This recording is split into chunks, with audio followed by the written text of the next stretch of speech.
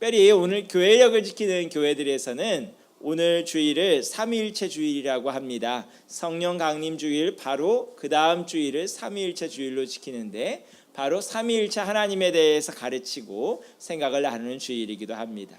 오늘 13장 13절에도 주 예수 그리스도, 성부 하나님, 성령 하나님 다 등장하는데 오늘 이 말씀과 또 우리 기독교 2000년 역사를 통하여 이루어온 삼위일체 교리에 대해서 잠시 생각해보는 시간을 갖겠습니다.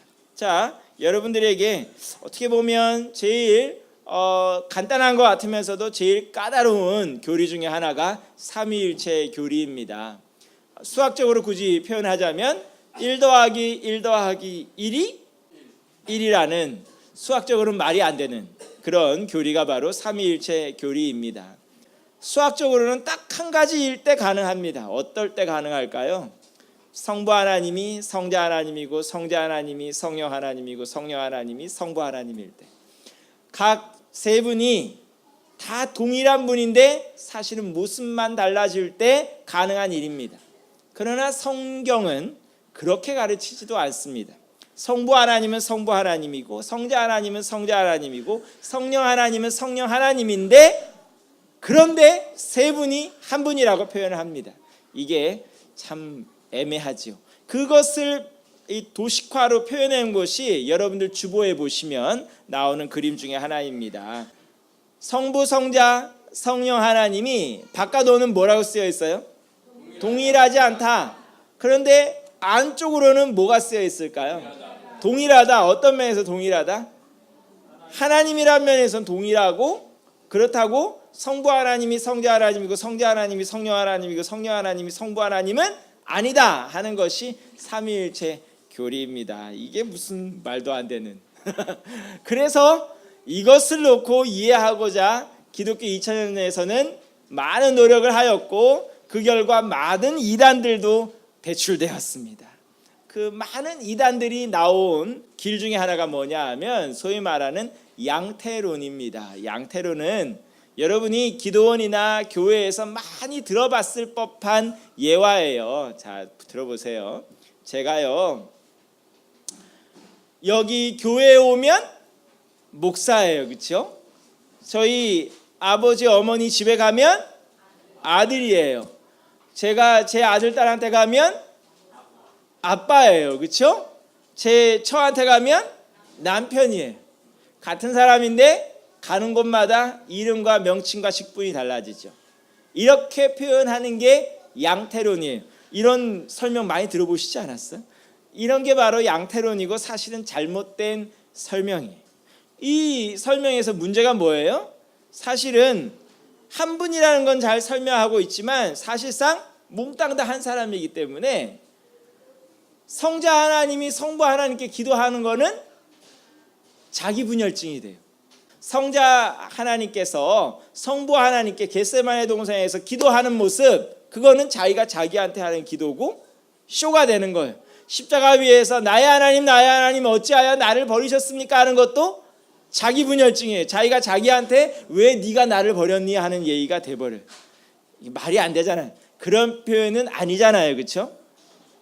또 이 양태론의 또 다른 표현 중에 하나가 뭐냐 하면 강물 표현도 많이 나와요. 그래서 한강이 흐르는데 한강이 똑같은 한강이 아니고 저 위쪽에서 흐르는 물은 상류, 중간에서 흐르는 거 거기는 중류, 저기 인천 쪽까지 가면 하류.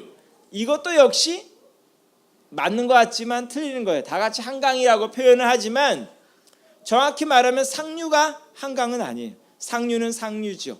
하류도 하류고 중류도 중류지 그 중류 자체가 한강이라고 표현하지는 않아요. 상류, 중류, 하류가 다 합쳐져야 한강이 돼요. 그런 식으로 표현하면 삼위일체 하나님은 3분의 1씩 하나님이 돼버려요. 또 어떤 분들은 태양을 놓고 태양이 빛도 있고 열도 있고 뭐도 있고 하는 그런 식으로도 표현하는데 그것도 정확한 비유는 될 수가 없어요. 최근에 많은 이단들이 쓰는 비유 중에 하나는 물에 관한 비유예요. 물이요 아주 찬 영하로 내려가면 뭐가 될까요? 얼음이 되죠. 고체가 돼요. 상온이 되면 0도 이상이 되면 뭐가 돼요? 0도에서 100도 사이에는 액체로 존재해요. 그렇죠? 물이에요. 그런데 100도가 넘어가면 어떻게 돼요? 기체가 돼요. 수증기가 돼요. 삼위일체 하나님을 이런 식으로 표현할 때도 있어요. 그러나 이것도 역시 맞지 않는 거예요. 그렇게 되면 같은 상황에서는 기체와 고체는 공존할 수가 없어요. 어떻게 공존을 하겠어요? 근데 삼위일체 하나님은 공존하시잖아요. 그렇죠? 여러 가지 비유를 들어서 설명하려고는 하지만 설명하려면 할수록 이단이 돼버려요. 그런데 이단들이 굳이 이런 위험을 무릅쓰고 이런 비유를 찾고 하는 데는 목적이 있어요. 자, 제가 아까 말씀드렸지만 양태론에서는 성부 하나님, 성자 하나님, 성령 하나님이 사실상 한 사람이에요. 그렇기 때문에 어떤 효과를 내느냐 하면 어느 한쪽만 잡으면 나머지도 다 잡을 수가 있어요. 통일교 같은 경우, 또 우리가 많이 보는 신천지 같은 경우, 그리고 안상홍 증인회에서도 다 양태론적으로 삼위일체 하나님을 설명하는데 목적이 이런 거예요. 이 세 주요 이단들은 공통적으로 예수님을 실패자로 만들어요. 왜 실패자일까요? 구원 사역을 다 완성하지 못하고 십자가에 달려 죽은 거예요. 그래서 실패자예요. 그럼 누가 와야 될까요? 뒤에 이 실패한 것을 회복할 사람이 와야 돼요. 회복할 사람이 누구라는 거예요? 문선명이고 또 안상홍이고 이만희 씨라는 거예요. 그런 의미에서 성자 하나님을 다 실패자로 규정을 하면서 자기들을 다 공통적으로 뭐라고 하느냐, 뭐라고 할 것 같아요? 성령이라고 표현을 해요. 성령이 되면 어떤 효과를 갖느냐 하면 양태론 속에서는 어떻게 되느냐 하면 성령 하나님이 되는 순간 자기가 성부 하나님도 되고 성자 하나님도 되고 성령 하나님도 돼요. 한쪽만 잡으면 나머지를 싹 다 잡을 수가 있어요. 그래서 이단들은 주로 양태론적으로 설명을 하고 양태론을 사용해서 자기가 하나님이라고 표현을 해요. 그런데 그거는 성경이 말하는 표현 방식이 아니라는 거죠. 아까 말씀드렸듯이 삼위일체 하나님은 성부 하나님, 성자 하나님, 성령 하나님은 다 각각의 하나님이시지만 분리되시지도 않으시고 그렇다고 동일하시지도 않으신 인간의 언어를 표현할 수가 없는 신비예요.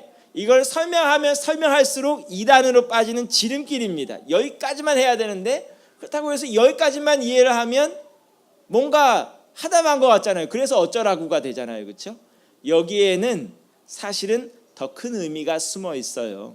우리가 성부 하나님의 존재 방식을 완벽하게 이해할 수는 없지만 한 가지 드러나는 것은 뭐냐 하면 오늘 제가 주보에 달아드린 설교에는 의존적이라고 표현되는데 성부 하나님, 성자 하나님, 성령 하나님은 항상 같이 일하신다는 거예요.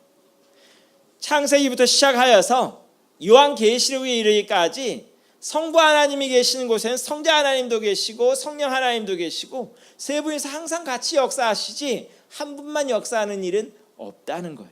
삼위일체 교리가 정말 가르쳐주고 싶은 것은 바로 그거예요. 그래서 예수님께서 세례를 받으실 때도 삼위일체 하나님이 다 같이 드러나죠. 그렇죠? 성자 예수님께서 세례를 받으시고 올라오실 때 위에서는 하늘 아버지께서 내 사랑하는 아들이라고 증거해 주시고 성령 하나님은 비둘기같이 내려오시고 삼위일체 하나님이 함께 계시는 모습을 보여주고 계신 거예요. 그것이 바로 오늘 주보에서는 의존적이라고 표현이 되고 함께 일하신다는 표현이에요. 그 얘기가 사실은 오늘 우리가 읽은 고린도후서 13장 13절에도 나오는 표현입니다. 제일 먼저 나오는 게 뭐예요? 바로 주 예수 그리스도의 은혜가 나옵니다. 하나님께 나오려면, 하나님과 교제를 하려면, 하나님을 알려면, 하나님의 구원을 맛보려면 예수님을 통과하지 않고는 하나님께 나아갈 방법이 없어요. 그래서 요한복음에도 보면 예수님을 뭐라고 표현해요? 양의 문이라고 표현하죠. 문으로 안 들어가는 사람은 다 뭐래요? 도둑놈이고 강도고 그렇다고 했습니다. 성자 예수 그리스도를 통과하지 않고 구원의 길에 이르려고 하고 하나님을 만나겠다는 얘기는 다 쉬운 말로 표현하면 뻥입니다. 그건 있을 수가 없고 성경이 인정하지도 않고 맞다고 표현하지도 않습니다. 그래서 가끔 가다 보면 예수님 빼놓고 얘기하자는 사람들이 있어요. 소위 말해서 종교 혼합주의라든가 통합론자들한테 들어가면 공통적으로 하려는 것이 뭐냐 하면 예수님을 빼놓으려고 해요. 왜 그래요? 예수님이 끼어 있으면 통합이 안 돼요. 예수님을 통과해야만 구원이 있다고 하는데 그런 식으로 제한을 걸면 종교 통합이라는 것이, 혼합이라는 것이 일어날 수가 없거든요. 그래서 그 통합론자들한테 가면 예수님을 빼려고 하지만 예수님을 빼는 순간 성경의 모든 신앙도, 기독교 신앙도 그 뿌리 자체가 없어지는 것입니다. 그런데 예수님께 나오는 자는 다 뭘 사모하고 나와야 되냐 하면 은혜를 사모하고 나와야 됩니다. 주 예수 그리스도의 은혜잖아요. 은혜는 어떤 뜻이 있어요? 우리가 받을 자격이 없는데 그 사랑을 받는 거예요. 우리가 예수님의 보혈의 공로를 입는 것은 우리가 잘나서가 아니에요. 우리가 대단해서가 아니에요. 우리가 다 주 앞에 거저 얻은 은혜입니다. 거저 받은 사랑입니다. 그러하기에 교회에 들어오는 사람들, 주 예수 그리스도의 앞에 나오는 사람들은 나올 때 세상의 계급장을 다 떼고 와야 됩니다. 잘난 사람은 잘난 거 다 내려놓고 오고, 못난 사람은 못났다고 좌절하고 낭만하지 말고 모든 계급장을 다 떼고 들어오는 것이 바로 구원의 모임이요 교회입니다. 그런데 그 예수님을 통과하면 만나게 되는 게 뭐냐 하면 뭘 만날 것 같아요? 하나님의 사랑을 만나게 됩니다. 그래서 나오는 표현이 하나님의 사랑과라는 표현입니다. 많은 분들이 하나님께 나올 때 어떤 생각을 가지고 나오냐 하면 무서운 마음으로 나와요. 왜 무서워요? 벌 받을까 봐. 하나님을 제우스처럼 생각을 하는 거죠. 여러분들이 고대 신화를 보게 되면 가장 높은 신일수록 그 손에는 강력한 무기가 들려 있어요. 그리스 제우스 신 같은 경우 오른손에 뭐가 있을 것 같아요? 번개가 있어요. 번개는 뭐 하는 데 사용하는 걸까요? 비 내리는 데도 사용하지만 나쁜 놈한테 벼락 내릴 때도 사용하는 번개인 것이죠. 강력한 신일수록 강력한 무기를 가지고 있어요. 벌 주는 신이라는 거죠. 우리가 하나님 앞에 나올 때도 그런 생각 가지고 나오는 분들이 많이 있어요. 물론 하나님은 전능하신 하나님이시고 그 어떤 신화에 나오는 신보다 강력한 분이시지만 하나님의 목적은 늘 한 가지. 늘 한 가지가 뭐예요? 우리에게 사랑을 베풀어 주시는 거예요. 구약 성경에 나오는 온갖 위협과 경고와 징벌도 사실은 목적이 하나예요. 목적이 뭐예요? 주님 앞에 사랑받게 하는 것이에요. 그래서 구약 성경의 하나님을 보면 엄청 답답해요. 왜 답답할 것 같아요? 저희 같으면 그냥 한 대 세게 때리고 반 죽기 전까지 때리고 정신 차리게 할 것 같은데 하나님은 징계하시다가도 또 용서해 주시고 또 용서해 주시고 또 기회 주시고 또 기회 주시는 하나님. 하다못해 에스겔 가면 하나님은 어떤 선언까지 하시냐 하면 나는 악인이라도 죽는 것을 원하시지 않는다고 했어요. 하나님이 아무리 위협적인 경고에 말씀하셔도 목적은 단 한 가지예요. 뭐예요? 회개하고 돌아오라는 거예요. 사랑받으라는 거예요. 신약에 내려오면 흔히 말하는 탕자의 비유 또는 아들을 기다리는 아버지의 비유가 나오지요. 어떤 얘기냐 하면 어떤 노인에게 두 아들이 있었는데 첫째 아들은 말 잘 듣는 범생이에요. 근데 둘째 아들은 막 가는 인생이에요. 그래서 어느 날 아버지가 아직 죽지도 않았는데 무슨 얘기를 해요? 아버지, 내게 유산 넘겨주세요. 죽지도 않았는데 아니 아버지가 자원해서 내가 미리 유산을 떼주마 한 게 아니고 아들이 아빠 내 목 주세요. 아빠가 죽으면 나한테 넘겨줄 그 재산 주세요 하는 요구를 합니다. 사실상 좀 심하게 말하면 아들과 아버지 연을 끊겠다는 소리죠. 아버지 죽은 걸로 칠게요 하는 소리하고도 비슷합니다. 돈을 가지고 뭐 했대요? 나가서 유용하게 썼대요. 그런 마음 가진 사람이 어떻게 돈을 제대로 쓸 수 있겠어요? 나가서 순식간에 재산 다 날려먹었대요. 그래서 얻은 지경까지 갔다고 해요. 돼지가 먹는 사료를 먹는 그 지경까지 갔대요. 근데 돼지가 먹는 그 음식물 입에 넣으면서 무슨 생각했어요? 그래도 아버지 집 가면 먹을 게 있고 아버지 집에 가서 사는 게 나을 것 같은데 그래서 그 길로 거지가 다 돼가지고 알거지가 돼가지고 아버지 집으로 돌아가지요. 그런데 돌아가면서 무슨 생각해요? 아버지께 할 말을 생각해요. 무슨 말을 어떤 말을 구상해냈을까요? 저는 이제 아버지의 아들이 될 것 같지 않사오니 나를 아들이라 부르지 마시고 뭐라고 하래요? 종이라고 생각해 주시고 그냥 종처럼 집에서 부리시면서 먹을 거나 주세요 하고 얘기하겠다고 머릿속에서 시나리오를 짜고 아버지께 돌아가는데 한참 그런 구상을 하고 있는데 저 멀리서 누군가가 막 뛰어오더라 그러죠. 누가 뛰어오고 있었대요? 아버지가 뛰어왔대요. 처음에 아버지를 본 순간 마음은 어땠을까요? 마음이 덜컥 내려앉으며 죽었구나. 저렇게 달려오시는 걸 보니까 손에 부직갱이라도 하나 있겠구나 라고 생각을 했는데 아버지가 달려오자마자 어떻게 했대요? 아들을 껴안고 입을 맞추고 사랑하는 내 아들 잘 왔다고 하면서 씻기고 새로 입히고 반지도 끼워주고 별거 다 했다 그러죠. 그렇죠? 아버지는 어떻게 이렇게 달려올 수 있었을까요? 아들이 집에서 떠나간 날로부터 시작해서 항상 아들을 기다리는 거예요. 저 아들이 저러고 나가면 분명히 쫄딱 망해서 돌아오긴 할 텐데 언제쯤 돌아올까 하고 항상 기다리는 아버지의 모습. 그 모습이 누구의 모습이라고요? 우리 하나님의 모습이라고요. 하나님은 사랑의 하나님이에요. 비록 때로는 매를 대실지언정 그 매조차 우리에게 구원의 기회를 주시는 거예요. 잘못된 길에서 패망의 길에서 괴로움의 길에서 벗어날 수 있는 기회를 주시는 것이 하나님의 징벌입니다. 그래서 성경에서는 특히 로마서 8장에서는 뭐라고 표현해요? 하나님의 사랑에서 우리를 끊을 게 있다고 했을까요? 없다고 했을까요? 없다고 했어요. 하늘에 있는 것이나 땅에 있는 것이나 사망이나 고난이나 그 어떤 것이라도 우리를 하나님의 사랑 안에서 끊을 수가 없다라고 했습니다. 그런데 그 사랑이 전제가 있어요. 바로 예수 그리스도라고 했습니다. 우리가 예수 그리스도 안에 있는 이상 하나님의 사랑에서 끊어질 수가 없다고 했습니다. 근데 많은 사람들은 여기까지 해서 끝납니다. 삼위일체 하나님 중에 어디까지 나온 거예요? 성자, 성부까지만 나온 거잖아요. 여기에서 끝나요. 그런데 성경은 거기에서 한 단계 더 나갑니다. 어디까지 나가요? 성령의 교통하심까지 나아가지요. 교통하심이 뭘까요? 우리 성령님께서 차를 좋아하신다는 소리일까요? 멋있는 스포츠카 타고 다닌다는 소리일까요? 교통하심이 뭘까요?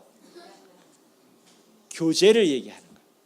교제를 얘기하는 것입니다. 우리가 흔히 코이노니아라는 말을 들어보셨을 거예요. 교제를 말하는 것입니다. 성령은 교제하게 하시고 사귀게 하시는 하나님입니다. 성령님이 우리 가운데 오시면 어떤 효과가 나타나냐면 하나님과 우리 사이에 사귐이 있게 만드시고 또 우리 사이에도 사귐이 있게 만듭니다. 그래서 우리가 사도신경을 보면 뭐라고 고백하냐면 우리가 성령을 믿는데 그 성령께서 뭘 하세요? 성도가 서로 교통하게 만들어 주신다고 했습니다. 사귀게 만들어 주시는 것이죠. 그래서 성령 충만함을 받았다 그러고 성령의 은사를 받았다 그러고 성령의 쓰임을 받았다고 하는 사람이 산에서 돛 닦고 있는 것은 이상한 것입니다. 왜 이상한 거예요? 교제가 없잖아요. 교제가 없잖아요. 주님의 교회는 대대로 산속에 처박혀 있은 예가 없습니다. 주님의 교회는 항상 어디에 있어요? 사람들 가운데 항상 있습니다. 그 가운데 있는 이유는 뭐냐 하면 우리의 교제를 통해서 이 땅이 하나님과 교제하게 하고 사귀게 만드는 역할을 해야 되기 때문입니다. 성경은 주의 자녀들이 자기 혼자 잘 먹고 잘 살고 자기 혼자 대단하게 되는데 목적을 두지 않습니다. 성경은 항상 나누게 하시고 연합하게 하시고 하나 되게 하시는 목적이 분명히 있습니다. 성령의 은사도 동일한 목적에서 주어집니다. 어떤 목적에서 주어진다고요? 교제하게 하는 거지요. 자, 제가 예를 들자면 예언의 은사를 받았어요. 예언의 은사 가지고 뭐 하면 좋을까요? 많은 분들은 성령께서 예언의 은사를 주실 때 무당처럼 변하는 분도 있어요. 무슨 소리일까요? 진짜 무당이 하듯이 뭐 가져오게 만들고 뭐 받고서는 뭐 예언해주고 그러는 거예요. 말이 기독교지 거의 무당처럼 변한 분도 있어요. 그런 게 아니죠. 예언을 통해서 뭐 하라는 거예요? 우리 형제와 자매를 권면하고 덕을 세우며 그들이 하나님께 나아가게 도와주는 데 써야죠. 우리에게 신의 은사가 있어요. 그럼 뭐 해야 될까요? 또다시 신의 은사 받으면 무당처럼 쓰는 분이 있는데 그런 게 아니고 어떻게 해요? 형제자매를 위해서 기도해주고 불편한 분들 위해 낫게 해주고 그들이 다시금 주님 앞에 일어서게 해주고 그런 데 쓰여야 되는 게 신의 은사인 것이죠. 모든 은사와 능력은 사귐의 목적이 있고 교회를 세우는 데 목적이 있습니다. 오늘도 성령은 교제하게 하신 하나님, 그래야기에 교회에 와서 서로 인사하라 그러고 사귀라 그러고 안부 묻고 하는 것은 단순히 우리가 사회에서 안녕하세요 하는 것 이상의 의미를 가지고 있습니다. 성령께서 우리 가운데 역사하심을 보여주는 증표로서 사용되는 것입니다. 성령께서 우리와 함께 하심에 우리가 때로는 말로 다 표현 못하고 우리가 때로는 듣지 못해도 서로가 서로를 알게 하시고 깨닫게 하십니다. 때로는 거리가 너무 떨어져 있고 때로는 여러 가지 상황과 분위기 가운데서 서로 말도 못하고 서로 터놓고 얘기도 못하는 상황 가운데서도 성령님은 서로가 서로를 이해하게 하시고 깨닫게 하시고 또한 감동을 시키시는 하나님이라는 것을 우리는 이해를 해야 됩니다. 그래서 때로는 성령 안에 거하는 사람들끼리는 지구 반대편에서도 통할 때가 있지요. 예를 들면 지구 반대편에 있는 사람들 어느 날 하나님께서 꿈을 통해서 환상을 통해서 기도 중에 뭔가 감동을 주시고 깨닫게 하시고 때로는 얘기도 하게 하시고 경고도 하게 하시고 권면도 하게 하시고 위로도 하게 하시는 역사를 기도 많이 하는 분들은 깨닫게 됩니다. 그리고 그 가운데서 그 역사하심도 깨닫게 됩니다. 오늘도 우리 성도들 가운데 이러한 교제가 있기를 원합니다. 성령은 우리로 하여금 하나 되게 하시는 분입니다. 분열이 있는 곳에 평화하게 있게 하시고 싸매어지게 하시고 연합하게 하시는 하나님이시라는 것을 우리는 깨달아 알아야 될 것입니다. 이 삼위일체 주일 우리 하나님에 대해서만 배우는 주간이 아닙니다. 하나님이 이런 분위기에 우리도 어때야 돼요? 우리도 주 안에서 이러한 삶을 살도록 권면하는 주간이 바로 삼위일체 주간입니다. 여러분들이 요한복음 17장을 보시면 예수님께서 하나님 아버지 앞에 기도를 하는데 목적이 있다고 했어요. 무슨 목적을 가지고 기도하냐면 이들도 우리가 하나 된 것 같이 이들도 하나 될 수 있도록 기도를 합니다. 삼위일체 하나님께서 이렇게 함께 역사하시는 모습은 삼위일체 하나님만의 모습이 아니라 바로 우리 자신의 모습이 되어야 된다는 것 우리가 늘 깨달을 수 있기를 간절히 축원합니다. 기도하겠습니다.